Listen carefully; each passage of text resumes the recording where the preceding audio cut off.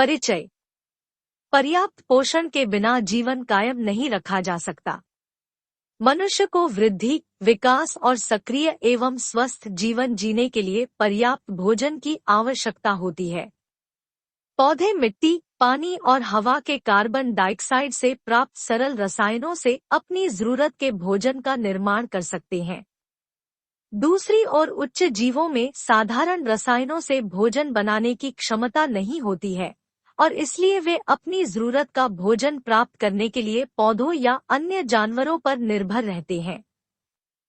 अपने अस्तित्व के लिए पर्याप्त भोजन प्राप्त करना सभी उच्च जीवों में जीवन संघर्ष का मुख्य उद्देश्य है। पशु मुख्य रूप से प्राकृतिक चयन के माध्यम से बुनियादी भोजन की आवश्यकता को पूरा करते हैं।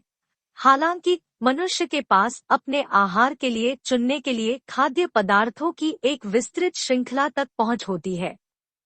चूंकि पोषण की दृष्टि से सभी खाद्य पदार्थ समान गुणवत्ता के नहीं होते हैं, मनुष्य की अपनी पोषण संबंधी आवश्यकताओं को पूरा करने और अच्छा स्वास्थ्य बनाए रखने की क्षमता इस बात पर निर्भर करती है कि वह अपनी भूख को संतुष्ट करने के लिए अपने आहार में किस प्रकार और मात्रा में खाद्य पदार्थों को शामिल कर पाता है। दुनिया के विभिन्न क्षेत्रों में आबादी की आहार संबंधी आदतें मुख्य रूप से स्थानीय स्तर पर खाद्य पदार्थों की उपलब्धता और स्थानीय प्रथाओं द्वारा निर्धारित की गई है। मनुष्य ने अच्छे स्वास्थ्य को बनाए रखने के लिए अपने अभ्यस्त आहार पैटर्न को विकसित किया है, शायद काफी परीक्षण और त्रुटि के बाद।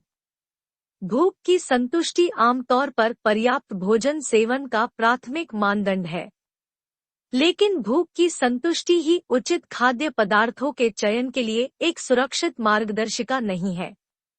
स्वस्थ और सक्रिय जीवन बनाए रखने के लिए अच्छे पोषण सिद्धांतों पर आहार की योजना बनाई जानी चाहिए।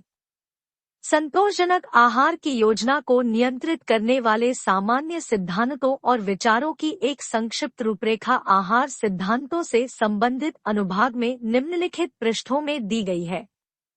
खाद्य पदार्थों में मौजूद विभिन्न पोषक तत्वों के महत्व पर जानकारी दी गई है। प्रमुख पोषक तत्वों के अलावा ट्रेस तत्वों, आवश्यक फैटी एसिड सामग्री की जानकारी भी शामिल है। खाद्य पदार्थों के गैर पौष्टिक घटकों का संक्षिप्त विवरण भी दिया गया है, जिनके स्वास्थ्य पर कुछ प्रभाव पड़ते हैं।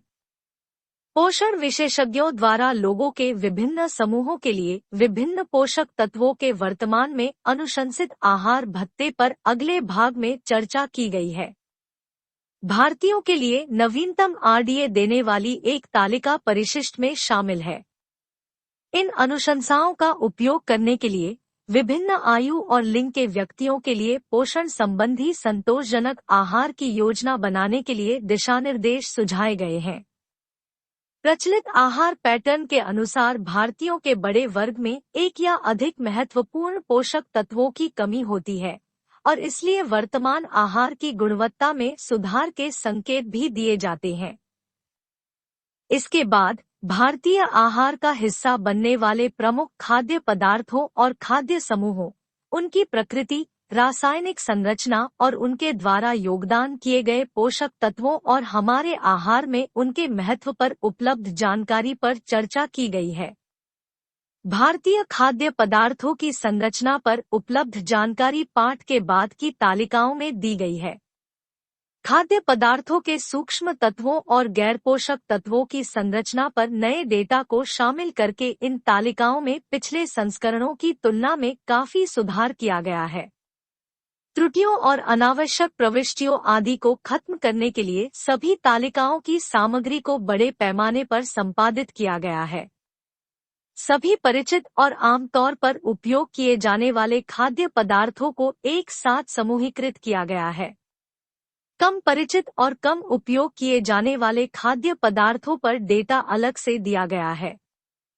जनसंख्या में प्रचलित प्रमुख पोषण संबंधी कमियों और उनके स्वास्थ्य प्रभावों पर संक्षेप में चर्चा की गई है।